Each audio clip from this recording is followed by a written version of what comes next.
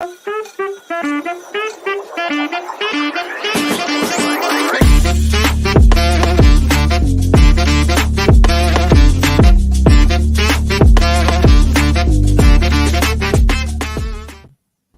and welcome back to the finishing line. It's only myself and Sean tonight.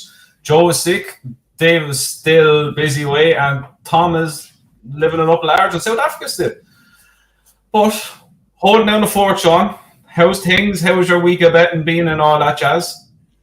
Last week, what was last weekend? I don't know. We didn't do that last week, and people thought we were gone. I was getting messages left, right, and centre. Have you stopped the podcast? What, you all falling out? I was like, no, we just needed a break. Yeah, we were faking flat out in the DRF and all that. I can't remember what last week was like now, to be quite honest with you. Probably a sign that I wasn't too good.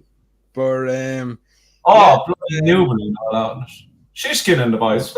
Oh yeah, Shishkin. Shishkin, he done the business. Edward Stone, finally after 50 runs, they found out what way to run him and booked off the front. And then you have people saying he's going to win a champion chase, and you fall off the chair, and then you slap yourself and read it again and realise it's still there. But yeah, you can't say anything bad about him not even bad about him on Twitter, and then some owners come and say, oh, you can't be saying that about a horse. Oh, the owners love the horse. Fuck if the owners love the horse. If he sleeps in the bed with him, the horse ain't winning the champion chase. Get over it, get real, stop being a bitch. Yeah, some people don't like a bit of honesty. And supposedly there's vicious rumours around. We might have a full squad back for Sunday. So Pablo is off living it up in South Africa. Hopefully he gets his private jet back in on time, and we're good to go with that anti-post show that's looking a bit sketchy at the moment, must I say. The rumours are true. A week earlier than advertised, the gang is back together on Sunday. Myself, Sean, Dave, Tom, Joe.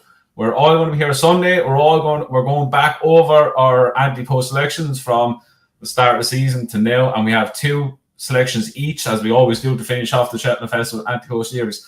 Some good selections, some fucking horrendous selections. But all in all, it's a good crack. What the hell was? And speaking of Cheltenham, our Cheltenham Festival our Cheltenham Festival preview is on next Friday, March the 1st at 8 o'clock. So we're going through every race, and then we leave the handicaps to the end, normal jazz. So mark that down. Have the wine ready, have the drink ready, put the kids to bed, get the headphones on, whatever you have to do to get away from the missus. It's going to be a good crack. Yeah, I'd say you'd need at least 8 litres of wine, I'd say, for that if you're Tom. And I'd say it could be 2.5 hours, depending on if Tom has 6 handicap selections in each race, which normally extends out the end of the show, but it should be good crack. I'm debating whether to have wine or not. Have wine or not. Last time I did it, I said Con Hill was the biggest lay of the meeting. Last time I drank it, I shut the festival preview. So I think I'll steer away from the wine on Friday. Yeah, so magic can come together on them shows. When we start thinking together, and all of a sudden the light bulb just goes, and we found the handicap horse out of nowhere. I don't know. Oh, remember this lad? Yeah, he's going to win. He ends up winning. Anyway, what else do I have to say? This week, it's all right racing. We've Kempton, we have the Ballyjoe Chase, Newcastle, Ferryhouse, and we have the Euler Chase, where I have a big price that I can't believe he's that price. Same as myself. Is it the name of a national anthem? Don't think so. I'm at the winner, so. Before we get going, because there's only 2 of us, and we're trying to kill a bit of time. Actually, Tom's horse, we never gave that a show. Pastoral. That ran a cracker as well since he's been away. Blinder. Behind the Mayor's Novice Hurdle winner in the making. Very good run. Apparently, there are talks that they would be going to the Great One Ferryhouse after Cheltenham. So that's good for Tom. Look, I'm delighted for Tom. He's had put in so much work in the Pimlico and all that. Koshi ran yesterday, and Koshi got the biggest Langer Dam ride I've ever seen in my life, which is great to see. It's great to see it's not biased when they go to Dan Skettons. This is lovely to see. To keep an eye out for her, we wink, nudge, nudge. But we had Pastoral with Shishkin, Edwards Face. Can't think of the top of my head. You think we'd have this already by the time we come back, but we just don't. Nah, the Betfair hurdle was a bit of a mick as well, wasn't it? We got the the favourite one, that didn't even Berwick Lord, and I'd say that was about it. But Tom's Mare ran a cracker. I tell you, a little bit jiggy coming down the hill there. Okay, for still sitting on the dicky, and you're saying to yourself, "Ooh, what's gonna happen here?" But this thing gets brighter days ahead after Brighton. Now this thing has to go to Cheltenham. stuff. You know, I reckon she needs to be dropped down the trip now. I think she travels too well throughout her races. Drop down the trip. Travelled really well. As Tom keeps saying, she is a young horse, and another somewhere on her back, she's only going to get bigger and stronger. But a flat track Fairy House in a Grade 1, where you're going to have horses either coming back off the back of a Cheltenham Festival 2 weeks earlier, with Easter being the 31st this year, or horses that have probably skipped it, like Jatara maybe, I think, is being aimed at it. So you've got a great chance there of possibly running in and having a big race. So best of luck to Tom. Sure, I may as well go through the comments while we're doing it today. I haven't done this to present the malarkey now in about a year. I don't know what I'm doing. I have pages in front of me, I have racing in front of me. I have no idea what I'm doing. Apple Away got stuffed. Yeah, Rodney, you're right. She did. And God bless her. She's useless. Sean O'Connor, are you both going to Cheltenham? I'm not, but you are, Sean. Yeah, I'm heading over. I'm doing the Tuesday and Wednesday. Cheltenham is good, but it's turning out to be wicked expensive nowadays. It's just a habit, £110 for a ticket. Like, what are you paying for your hotel and all that, if you want to say? Oh, Jesus, you're talking all in is probably nearly £1,000 to get over to hotel, flights, and so you're probably talking the best part of £1,000, where you could come over to Dublin Racing Festival, probably spend £400 or £500 and have just as good of a time. Now, I know Cheltenham's Festival, it can't be beaten, but just in terms of if you're looking at sort of value for money, there does no need to be going as extreme as they are and pushing prices up. Yeah, you're off to Cheltenham yourself, Dave, and a few of the lads are off to Cork, of all places. Anyone's in Cork, we'll be around Cork on the Tuesday at Cheltenham. If you want to. Look, a few boys throw themselves into the River Lee at 5:30 on the Tuesday. Genuine question for anyone living in Cork. Where in the name of God is the best pub to go and watch the Cheltenham Festival? Because we don't know. We haven't even looked into it yet, but it'll be a help if we know where to go. Yeah, right. We get cracking on, Sean. We want to start with Kempton. 150, the Adonis Hurdle, 2 miles, grade 2 for the 4-year-olds. We have Kate the Barley, even money favourite. Gimme 5, who is owned by Brooks Koepka and Graham McDowell. I think the 2 are going to be there. Pekin Opera, former good horse for Aidan O'Brien. Captain Marvel's 8-1. Sean, 4-year-old, 2 mile hurdle. Best of luck. Who's going to win? I'd say my strongest bet of the weekend. He comes at the top of the market. He's very, very hard to get away from, this fella. Caliph de Bourlay. He's even money. I can see him going off probably about 8-13, maybe a little bit shorter, because I just look at this race and it's not strong whatsoever. You don't have any Irish horses coming over. You're taking on like the horse that you talked about, that Gimme 5. I don't rate the form of that now, to be quite honest with you. I know it's won by a big margin the last day, but the horses in behind aren't up to an awful lot. That orchestra that's being beaten, like the dogs, are nowhere near this level. And I think this lad potentially in England could wrap up a couple of graded races and possibly see him turning out at an entry at the end of the season. But he's this juvenile that's come over from France, and he's a bit like the mould of Sogino type horse. He looks anything but a juvenile. He looks like a seasoned handicapper who's 5 or 6, because he's a big tank, and he's come over. He had the win. He went to Kempton. He gave away £8 that day, and he's absolutely scooted up. He's made one mistake down the back, and then he jumped a little left at the last 2. But I think it's simply because he had no competition. He could do what he wanted when he wanted. The ears are pricked in the ear, and Cobden even had to give him a slap behind the back to tune him back in, going down to the last, and he's gone away strongly and hit the line. Also, the form of the race hasn't worked out too bad, with the second coming second to Liari, third and fifth have come out one since. And it's all just lining up. Like, he's to give away a £5 penalty. I wouldn't be too worried. There's a big strapping juvenile, as I touched on. He had to give away weight the first day as well. I just don't think this field is up to an awful lot. That Peking Opera did win the last day, but I wasn't too impressed at Sandown, to be quite honest with you. I thought what this lad done at Kempton was a hell of a lot better. And I think he's only going to be birdie or bust at the first race at Kempton, will be for me. So Caliph de Bourlay is my selection. You are going to do your Cheltenham money in the first race at Kempton. Fucking tastic. Right. Yeah, look, I can obviously see why he's even money. He was very good the last time out. Give me five. Look, he was also visually impressive. Like, as you said, what the form relates to, we don't know. But he's one that you can't discount because he's going to go off in front and set him a good pace. I do like Peking Opera.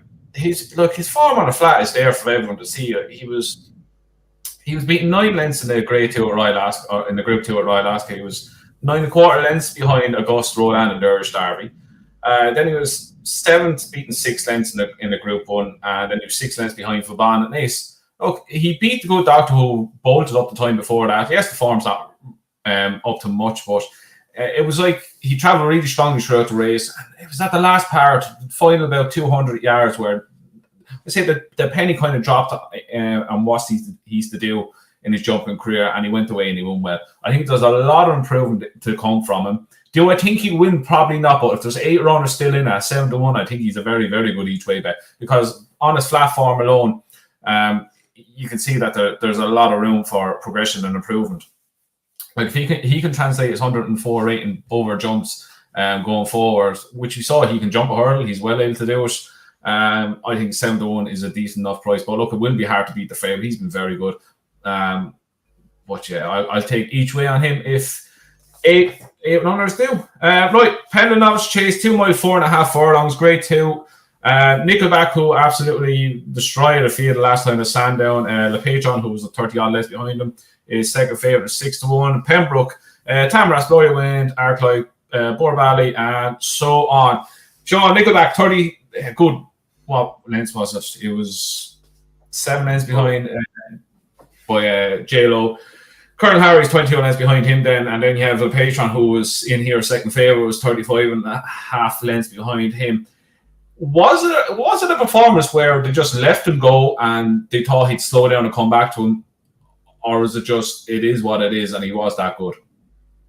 Yeah, look, I'm surprised he's gone here. I thought they were talking Cheltenham after that race, and he's one of those horses, I'd say, as a jockey, you're sitting in behind and you say to yourself, am I foolish to go after this lad and I'm going to break my own chances, or I let him go and he's going to stop and come back to us? And he's a tearaway, and he done it in his last race. I think I'll just check. It was at Kempton, was it? Yeah, he done it at Kempton, where he got picked up by Master Chewy, where the two went off like the clappers. So I think they had that in his head, that this fella's gone off like the clappers. He done it last time, he's going to come back.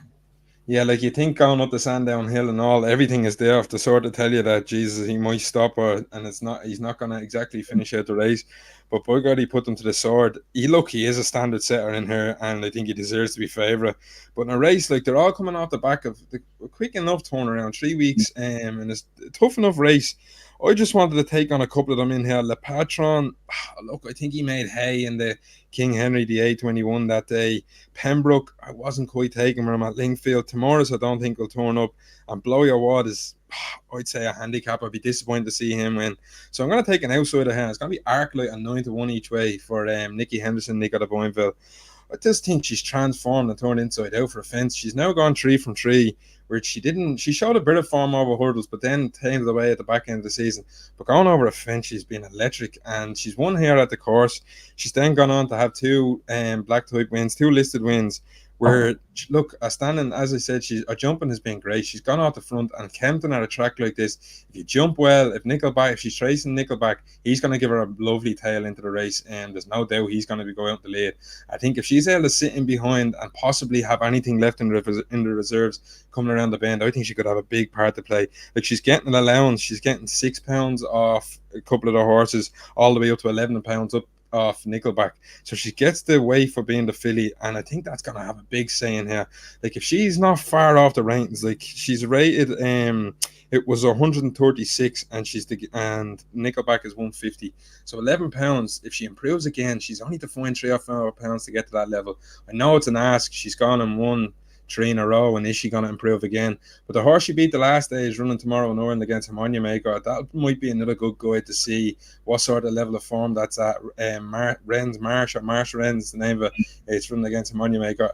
I think she was well the better that day. She travelled down smoothly, and Nick of the Boinville didn't exactly ask for everything going to the line. So I think showing form at the track, improving all the time, getting the allowance, I think she might have a big say in here. And at 9-1, she's an each way play for me. Yeah, she's a decent enough horse. Now I backed her last 2 wins. She's been impressive. Look, I expect her to be shorter than that.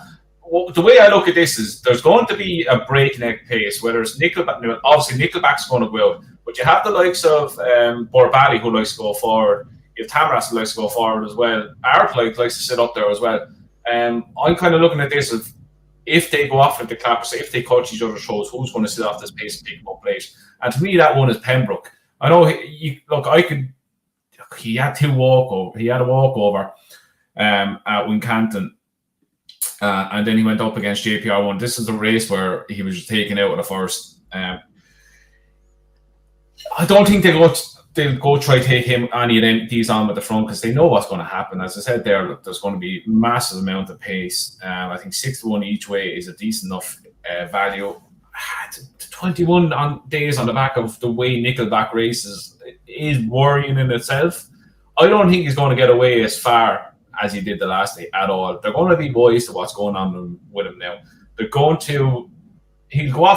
with a good enough lead, but it's not going to be anywhere near as big as he had the last day. Yeah, like when they tried to control him, his jumping sort of fell apart a little bit. It's when they just let him go and attack is when he was at his best. And look, as you said, there could be a crazy pace on in this race if a couple take each other on. Like Lepatron, if he changes back to front running tactics like you do it on cutting their throats there.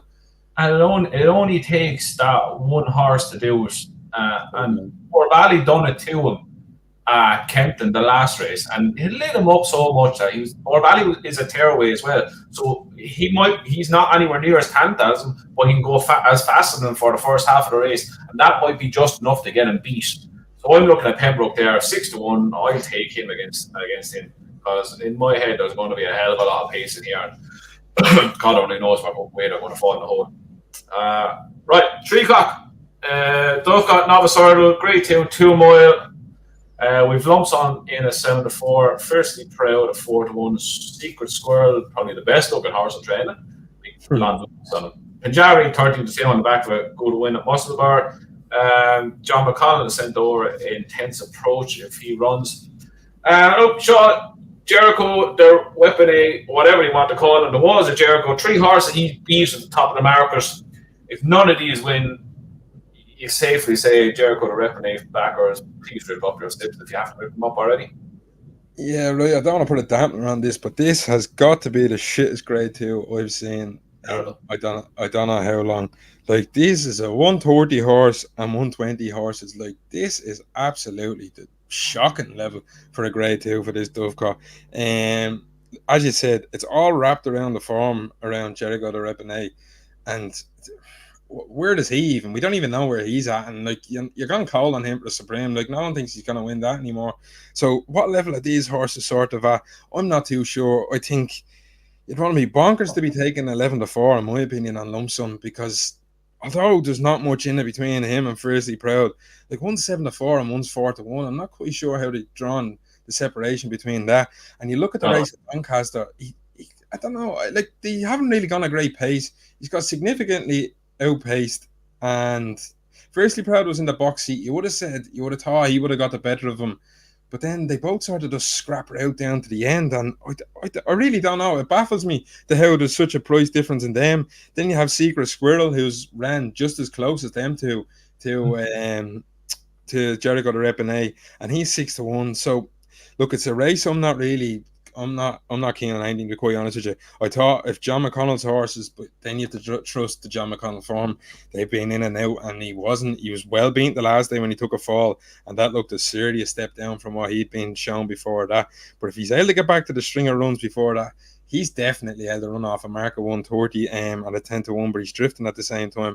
I can't make heads nor tails. I couldn't make an argument. If someone put up something like Helwin at 40-1, you couldn't downplay it, because I just don't see there's a great level in this race, and there could well be a shock on the cards, to be honest with you. Yeah, it's not great at all. But saying that, someone has to win it, and I'm quite keen on Secret Square.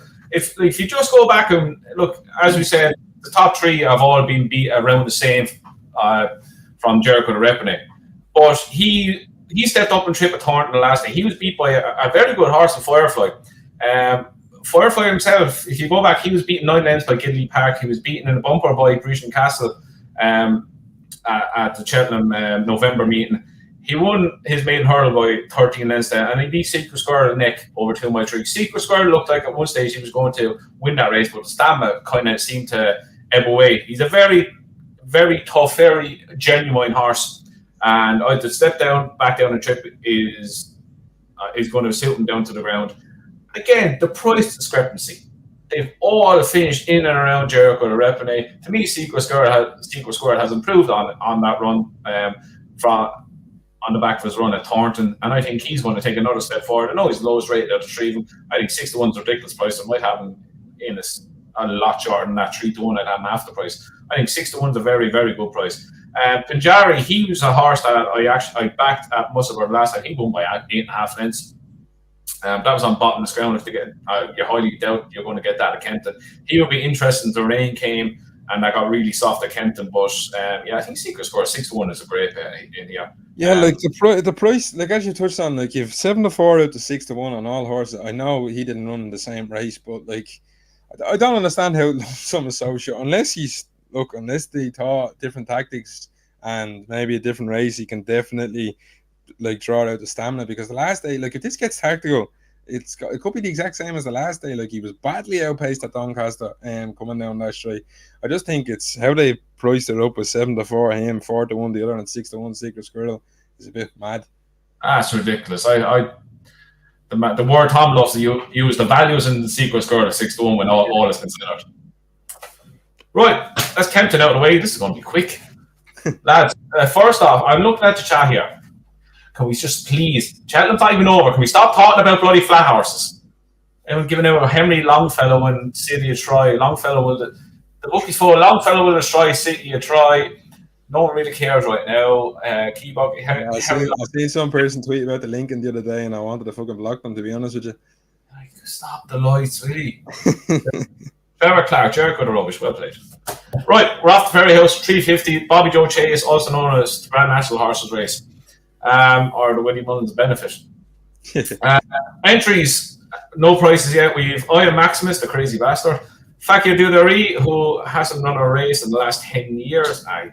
And last year he hasn't really shown his true form. Fury Road, Chemical Energy, Manila Cocoon or slower than me. Vanillier, stuff said about him. Young Dev and Poe's Cottage. Sean, Willie Mullins has won 7 out of the last 8 runs of this race. Is it the fact that he has one entered in here, and to me, Aya Maximus is well clear here, and it should be 8 out of 9 for Willie Mullins in this race. Yeah, look, you've hit the nail on the head right there, where Aya Maximus just vanilla, I'd say. Now you start to see the tournament form. The national weights come out yesterday. He collects his weight. He can't be punished anymore, so he will be running the merits, shall we say, and putting him probably in the sweet spot for come April. So you might see an improved form from him, where we have seen, what was it? I think it was 5, 5 and a 0. I wouldn't be surprised to see this lad run a lot better in this race. But look, Aya Maximus is head and shoulders above this, in my opinion. Like, he's taken on Galloping the Champ the last 2 times, and there's not a horse within 20 pounds of Galloping the Champ in this race. Like, it's different, a totally big class drop in here. Like, he's dropping down, and he's ran like respectable races. He was 4th at Christmas, where he was a bit of like, I don't know, could he get a little bit into a Gold Cup picture? And then I think they realised, like, as an outsider, and then they've realised, no, look, he's being bashed at Leopardstown the same distance, and I think they probably looked and said, right, we're going to drop him down a class and probably look towards maybe a national spin again at the end of the season. But he's a horse who's a bit of a fruit loop, but taking a look in the Ferdy House, he's 2 from 3 there. He's won his Irish National, he's won his Drinmore, and I'd say it's a track where he's a peculiar horse, and he acts around it. So I'd be happy to back him in here now. He might be short, but like, he's to give away weight. But if he's not beating these, there's a serious problem, because he's head and shoulders clear. You Fakir Dudari's, who I think has maybe gone on and had his day, has gone past him, and the rest of them in here aren't up to that sort of level of running in an Irish Gold Cup. Like, not one of these could be running in that sort of race, like finishing 4th or 3rd. Aya Maximus was in around the right horses, like, so I think he's head and shoulders above these and will take plenty of beating. Yeah, I'm just saying, like, if you take Aya Maximus run literally behind Galloping the Champ, even his first run against him at Christmas time, there's not a hope in hell that any of these horses will get in 17 lengths, let alone 31 lengths of gallop in the champs. Probably the best bit of placing of the season was Willie Mullins throwing this fella into final grade novice chase to win the Drimmore. It was the best bit of placing ever. 50, who we know what he's gone on to do. Since that, none of these horses will get an arse's roar of them. I know he's giving away £12 to Vanillier, but that won't matter. Vanillier, you're only getting his gears revved up for the Grand National. Fakidura, like people forget this horse has been running since he's a 4-year-old, so it's only a certain. It's like Absolute Heart for all the world. Absolute Heart hits kind of 9, 10, and then he started drifting away because they've been racing for so many years, so many races. The rest are on it again. You 4-year-old chemical energy. Manel Cocoon needs 6 miles, let alone 3 miles. If Bruno wins this, I'll be having a serious chat with myself now. It's like he has beat Oya Maximus before a short head in around Fairyhouse, but he's not showing anywhere near that form. He fell in Wexford beating Joyo Machan. That was the weirdest race we've ever watched. We were in Cheltenham when we watched that, and I don't know, it was just horrendous ground. Everything was horrendous. But look, as you said, if Oya Maximus doesn't win this, there's a lot wrong. And the fact that he's the only Willie Mullins entry is telling a lot. One who might run a massive race at a massive price is that good old grey young Dev. He bolted up the last day. I backed him twice this season already, and I didn't back him the last day when he won. It broke me heart. He could benefit from the main protagonist going mental and trying to beat Oya Maximus. He could pick up a place at a big price. So yeah, but Oya Maximus, the more price he'll be, I presume he'll be close enough to even money, if not short. I can't see him being beat there, to be honest. Right, last one we're going to touch on is, where the hell is the Eider Chase? Where's the 4 mile? 4 mile, 1.5 furlong, also known as Cruelty to Animals up in Newcastle. It's going to be on bottomless ground. God bless a lot of them. Angler's Crack is 7-2. Gitmark is 11-2. Finland Tiger is 8s. Goal Claremont is 10s. Tommy Bow is 10s and 10s, and then there's 12s bigger. Sean, who was the one you like for this one? Yeah, I'm taking one at a swing because, look, the favourite is what he is, but, like, do you really want to be taking 7-2? And, like, I don't want to. No, you do not. Gitmaker, just his jumping can go to pot, and I don't like him. His run the last day, I thought he had a great chance. I thought in conditions, and he's gone and fluffed a couple of fences, and he's blown his chances. So I come all the way down to 1 at 20-1, and he's jocked up. So hopefully he does run with Brian Hughes on board, and it's cruise control trained by Tom Lacey. Look, it's a tentative selection, and it's a wild outside each way shot. But this lad, to me, just strikes as one paced. And you could see it in 2 races that he's ran in. He's only ran over 2.5 miles. He does nearly have to go up a whole 2 miles in distance. But it wouldn't be on Tom Lacey to be campaigning a horse over shorter and step him up and trip, and all of a sudden they bring out bags of improvement. Like the last 2 days he's ran, he has gone and hit the front in 1, and then a horse with pace has got to him and gone by. But then he stayed on, and he's only being beaten ahead. And it just screams to me that he needs a step up and trip, to be honest with you. Then he's gone the next day at Newcastle, where it wasn't Newcastle. Where was it the last day? It was at Doncaster, where he was picked up again. And he just strikes me as a one-pace horse who's always staying on at the end. He's not giving up. He just hasn't got the pace to get after them at that distance over 2.5 miles. I think massively up and trip, you'll have no problem travelling. I don't think that'll be his issue. Racing from 2.5 up to 4 miles, 2 furlongs. You could see him probably fairly handy. Brian Hughes being jocked up. I'd say he had plenty of options in here now, because there ain't going to be many jockeys making the trip up to Newcastle, I'd say, for the Eider Chase. So I'd say he would have had a bag of a lot of horses in here. And the fact he's booked on this fella is a bit of an eye catcher. And at 20-1 each way, I think he could run a big race. Look, he could turn into the bend and fall in the hole, or he's going to stay. And I think if he stays, he definitely has the class to be competing in this sort of race. Yeah, not a bad shout at all. One who I really like, and I mean really fancy, is Flower Scotland for Sandy Thompson.